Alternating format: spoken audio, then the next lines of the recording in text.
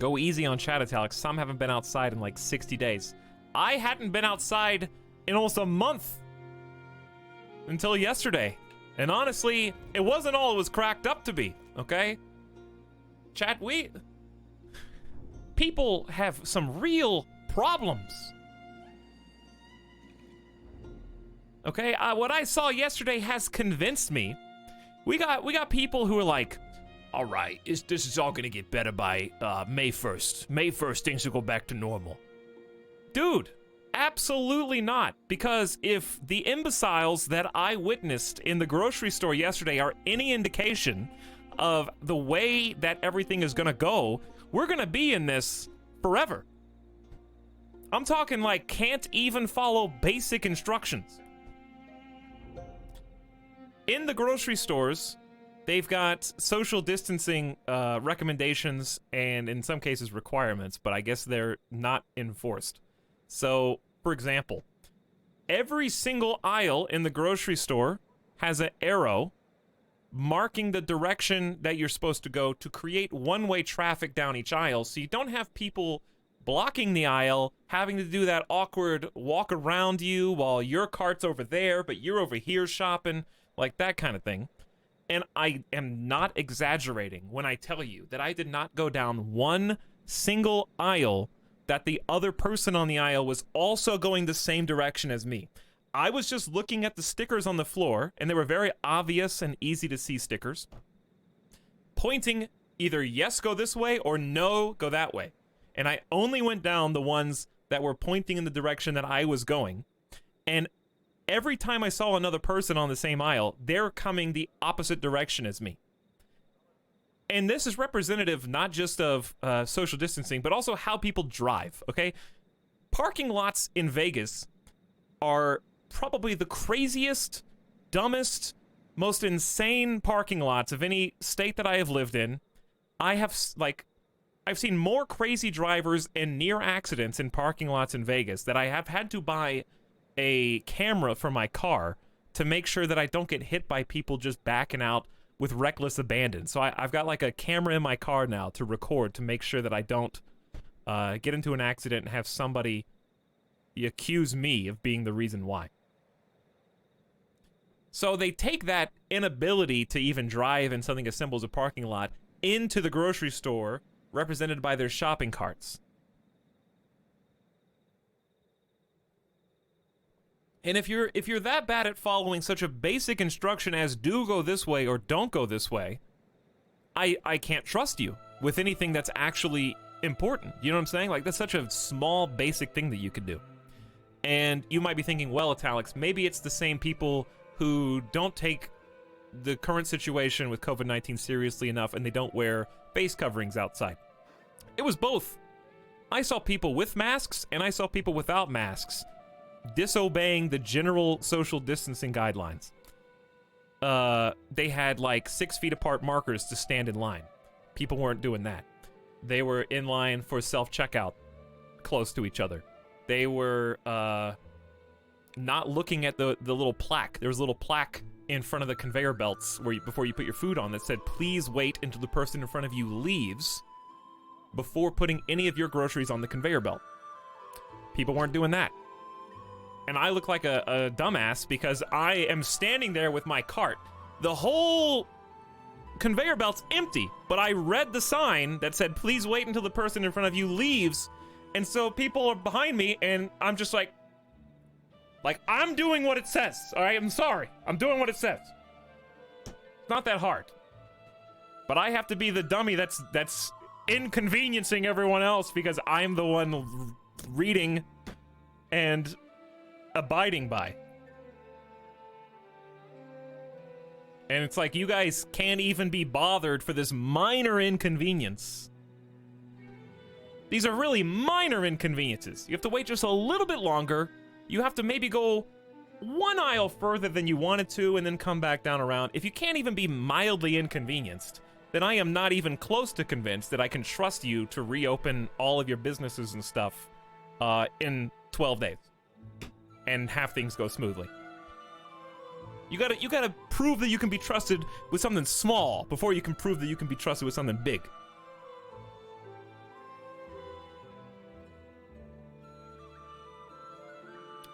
And also, I was expecting, since the CDC has, like, recommended people cover their faces when they're out and about, obviously not required, but recommended, that's coming from the top. Some states and some cities have requirements, I understand, but not here. And when I went to get groceries 3+ weeks ago, okay, there were more people with face coverings then than there are now. And that boggled my mind. Because it was, like, less spread and less pervasive 3-4 weeks ago than it is now. And there were fewer people.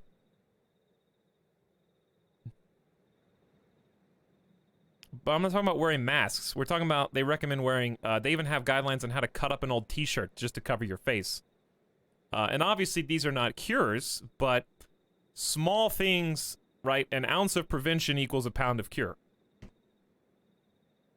Small things that you can do, but people don't want to do it because they feel foolish or whatever. It's like, stop feeling foolish. You're just an NPC in someone else's life. Like, if you're scared to cover your face to go outside or put on some gloves or whatever, because you're afraid of what strangers are going to think about you, like, they're just NPCs. They don't care. You're the main character of your own story. And I'll tell you, when I'm passing by the other people who are taking just a little bit of effort to cover up their faces while in public, I feel more confident because I'm like, you at least do this small thing that may not cure anything, but at least it's helping in some way.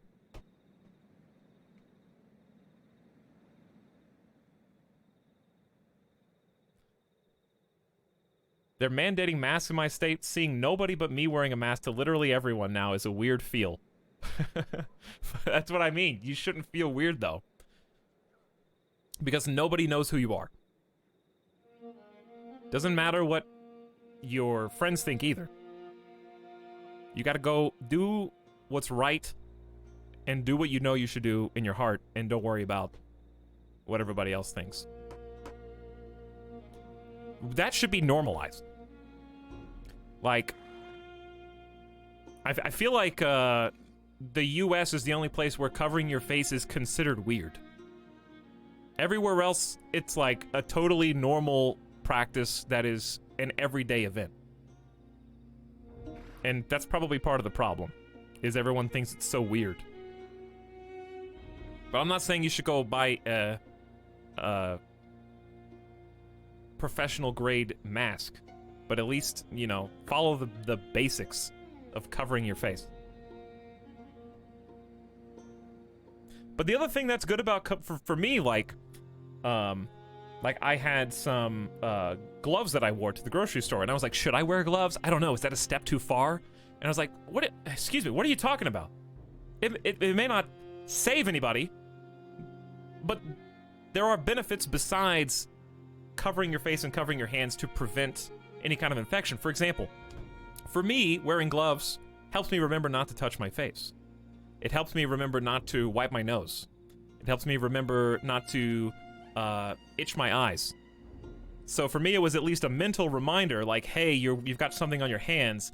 Don't idly start rubbing all over your face. So it may not have stopped any, you know, germs or virus from getting on my, you know, right above the glove line or whatever, but at least it keeps my hands away from my face. And that may be enough by itself. So I'm trying to do my best. Actual nuanced and good advice from streamer. But also, it's important, I think, for morale. Like I said, walking past other people who are going the other way, and that's not necessarily on the one-way aisles, but just in general walking past other people in the grocery store, if I look at them and they're taking it as seriously as I am, and covering their face, and fortunately for me, my mother made some, like, custom-made masks. She can, like, sew. So she created, like, by hand, some masks from, I think some old bed sheets or something like that. Mom, like, custom made them and mailed them to me. So I'm very lucky that she, you know, was thinking of me and is talented enough to be able to put those together, so I could cover my face with like a homemade solution. But when I'm walking past other people and I see that they're taking it as seriously as me, it inspires some confidence. It's like, yeah, we can do this, guys, because you're on the same team as me, and we're trying to do what we can in our limited amount of power to make the situation better for everybody. So what I'm trying to say is, when I see those other people who aren't taking it seriously, or who are like, excuse me, it's like, bro, like, back up. It's like, you're the reason we're having these problems. When I see the other people who are like on my team, and we're all on the same mitigation team, it's like, yeah, we're gonna get through this. And then you see the jackasses who are like, which orange do I want? Not that one. No, not that one either.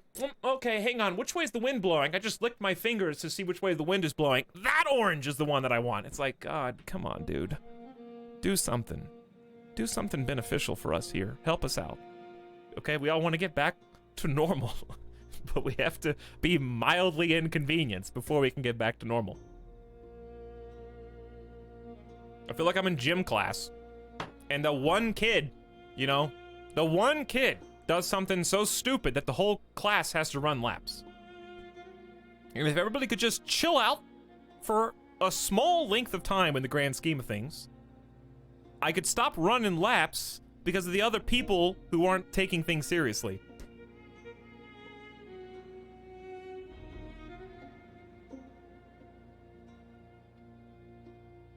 Middle school PTSD. But that's the problem, right? We're all beholden to the weakest link. We are, all of us, tied together, and it's a situation where if everyone might be standing side by side, arms linked metaphorically, of course, because of social distancing, and you've got the one weak link, that's all it takes. All it takes is one messed up town, grocery store, city, whatever, to screw it up for everybody else. So all I'm trying to say is, do what you can do, chat. I don't expect you to come up with a cure for the world's problems, but just stay strong, do what you can do, mildly inconvenience yourself. Obviously, I'm not even touching upon the people whose jobs and livelihoods are affected, right? Obviously, you gotta do what you gotta do to keep getting paid and pay your bills, right? I don't fault anybody for doing that. But that's not the same thing as the people I'm talking about in the grocery store, who are just shopping for sometimes trivial stuff.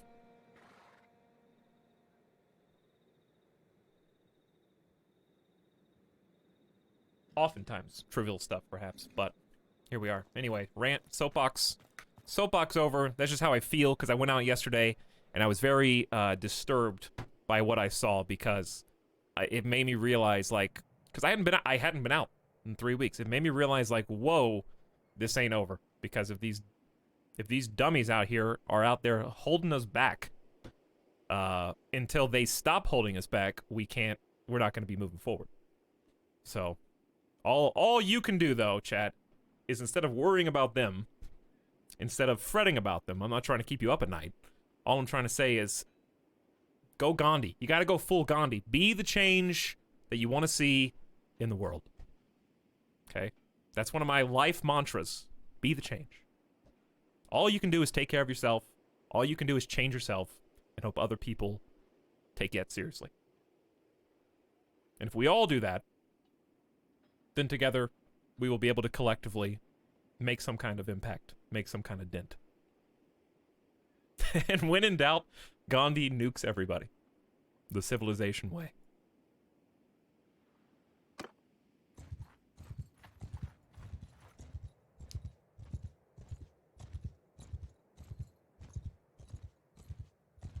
Looky here, Boomer, I've been waiting for this spring break all year. It's funny because it's true.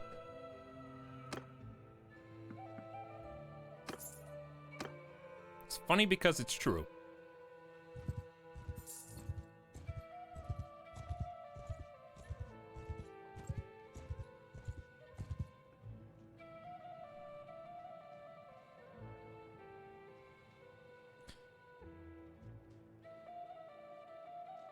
But yeah, I'm sure we each have our own unique experiences. Everywhere is going to be different. Right? Every city, every country, every town. Some of you guys are... I mentioned still having, like, toilet paper shortages in the grocery store. Some of you guys are like, that's not a thing anymore. There will be some changes as time goes on. But hopefully they're changes for the better. And, like in that case. And not changes for the worst. But... I don't worry about it. Like, it doesn't keep me up at night. I just want to address it because it's fresh in my mind from yesterday. And it does make me angry. It does. But that anger doesn't ruin my day-to-day life.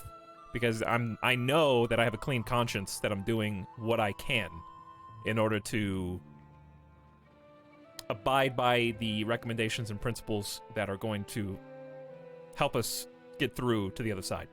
See the light at the end of the tunnel. And if you're doing everything that you can do, then there's no reason for you to fret or worry about other people. Just worry about yourself first, and if we all worry about ourselves and make ourselves better... This is the sub-sound. There's your change, right there. Sumpter horses. Why, yes, I would like to carry more stuff. Pretty good find. I think I'll buy all 4 of them.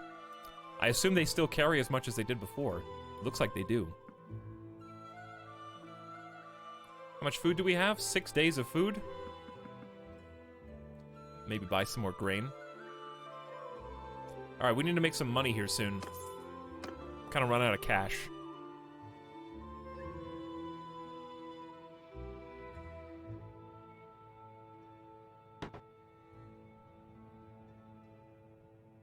I think I'm going to follow you more. That is the best advice I've heard about coronavirus in a while. Thank you. Well, I'm glad I could say something hopefully helpful. But we don't harp on it too often, but usually if it's fresh in my mind right now. It's fresh in my mind. And I do need to make some time to go to the grocery store again. Because I did something stupid. And I didn't realize that... Well, I knew that stores were closing earlier, but when I got there, it was going to close in like 30 minutes. So I had to do like a Guy Fieri's grocery games and like sprint around trying to scoop as much stuff as I remembered that I needed into the cart before they closed. So I'm going to have to go back to get some more stuff. Panic buying. Also, I bought some big things. Like I bought... I restocked on my addiction. I now have Coca-Colas again. I now have some cookies again. But honestly, you know what? In the grand scheme of things, those are some good, high morale, feel-good addictions right now that I need in my life. And if that's what it takes, then that's what it takes. I'm down. So I got 2 20-packs of Coke, and that takes up a pretty sizable chunk in the grocery cart. So there wasn't a whole lot of room for too much else, to be perfectly honest.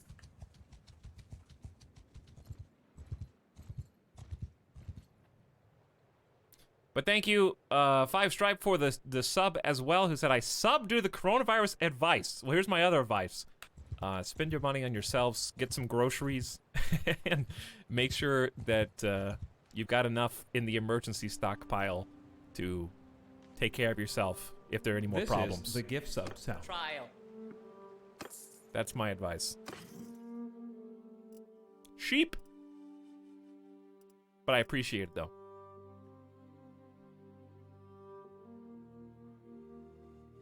I'm running out of seltzer water. Luckily, I hate seltzer water. Did you get Pop-Tarts? Yes. And they were on sale. I was like, why are we having sales right now? You don't need to convince me to buy the stuff I was already gonna buy. So I got 3 more. I got 12 brown sugar Pop-Tarts. I got some morale snacks. I got some cookies. I got some Nutter Butters. I got some Cokes.